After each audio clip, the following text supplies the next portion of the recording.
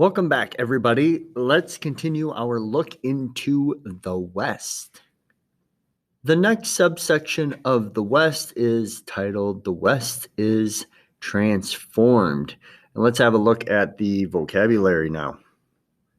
For vocab words, we have the Transcontinental Railroad, which we have already addressed in previous slideshows, previous videos. The Exodusters, Vigilante, and as simple as this may sound, barbed wire. So what is happening out west, and why are there a number of people drawn out west? In the last video, we talked about the Homestead Act, but here we take a look at mining towns that develop. And mining towns are really boom towns. These towns really often don't exist previously.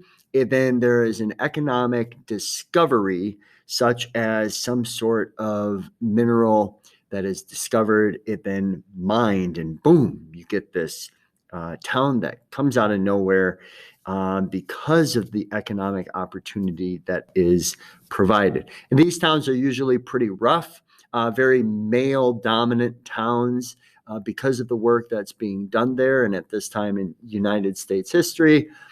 And because of that, there are vigilantes that end up coming about that are responsible for managing the crime that persists in the mining towns that are across the West.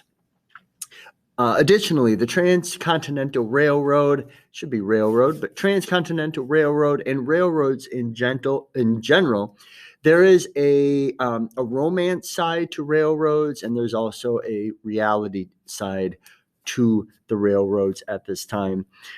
If you are living in the East, or you've had some trouble in some aspect of your life, railroads are seen as a way to help you escape that past trouble, and you move out east. The railroads allow for you to escape those problems. Maybe it's crime, maybe it's debt, but then boom, there's opportunity out west and you head west. Another example would be the Homestead Act and how it allows families to gain 160 acres of land. So there's opportunity in having a family, getting or obtaining your own property and then farming it. In many ways, it's considered the American dream. So the railroads allow for that to happen. In the Transcontinental Railroad specifically, since it's moving much further west than the Mississippi River. In reality, railroads are also very dangerous at this time. There are lots of accidents because there are communication issues. It's one of the reasons why the time zones come into effect or are set up, because they are not at this time. And when a train is leaving at 1 and arriving at 1, it's tough to have those times match up correctly, and it leads to accidents. Also, American Indians, they will attack railroads, and that is a threat to those that are on them. So there's a reality side and a romantic side to the railroads in the 1800s. Here is another map focused on the western portion of the United States, whereas the last maps from the previous video focused on American Indians being removed and the location of the wars in the American Indian Wars. This one is focused on land use by those who are really taking over the land, the Americans that are making their way in as American Indians are forced out. Consider revisiting the last video and the maps provided in that one with this one to compare land use and the removal of American Indians. A few other things happening in the West at this time.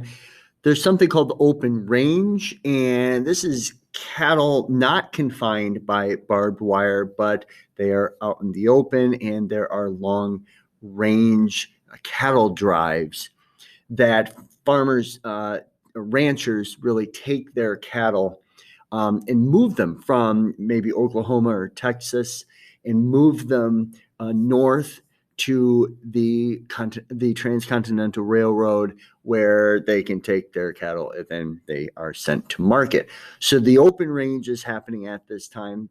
That the open range stands in direct contrast to farming. Farming is a plot of land, and you farm that land and you want to protect it from an open range cattle that are moving throughout the Midwest and the Plains area. So farmers and ranchers don't see eye to eye, and that's actually where we get the introduction of barbed wire. Barbed wire is set up so the cattle do not go into the fields that farmers have. As for technology, barbed wire is one of those technological improvements that comes about during this time period. But there's also the steel plow and the McCormick reaper, among other items that are invented during the Industrial Revolution. Let's take a look at those three inventions and just see how much they help in their respective areas for farmers. I'll go through the steel plow, but each of the way this graphic is set up is to suppose it's translating for you how much help, how much time is saved, or what it is able to accomplish for the farmer. So the steel plow, in order to till 1 acre of land, the spade, it took 96 hours. Next, the oxen and a wooden plow. That was a vast improvement over the spade. That took 1 hour to till 1 acre of land. And then, 24 hours to till 1 acre of land. But the steel plow is yet another improvement. It is 3 times faster than the oxen and wooden plow. It does the job in 8 hours. Take a look at the others and see why they are vast improvements from what came before. Finally, out west, discrimination takes its toll on a few other groups. Chinese immigrants at one point, due to the implementation of the Transcontinental Railroad, were actually welcomed into the United States, and they poured lots of energy into the building of the Transcontinental Railroad. However, with time, Chinese immigrants were blamed for taking jobs that otherwise U.S. citizens would have had.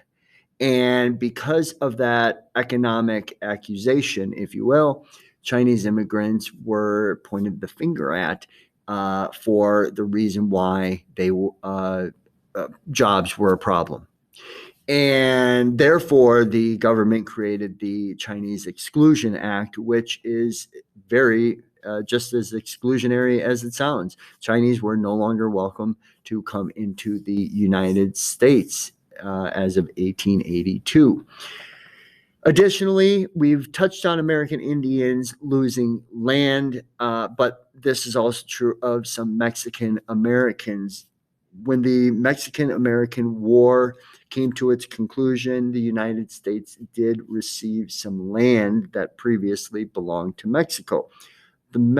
Those Mexicans that had property in the land that transferred from Mexico to the United States, they were promised that they could keep their land, keep their property. Yet, due to discrimination and usage of the courts to work in favor of Americans, white Americans, 4 out of every 5 Mexican Americans in those areas lost their land. So this is a common trait, something that is seen during this time by a lot of people of color. So one big takeaway that we could have for this video is that the Chinese Exclusion Act is the first national policy that bans immigration from a particular nation. It's the first immigration policy the United States has. The two driving forces were discrimination and economics, and this policy is a sign of things to come, all the way to present day, as we often in our post 9/11 world discuss immigration frequently. In 1882, when the Chinese Exclusion Act occurred, no policies were in existence prior to then, so it was not a huge topic of conversation when it comes to policies. That's it for today. We'll see you next time.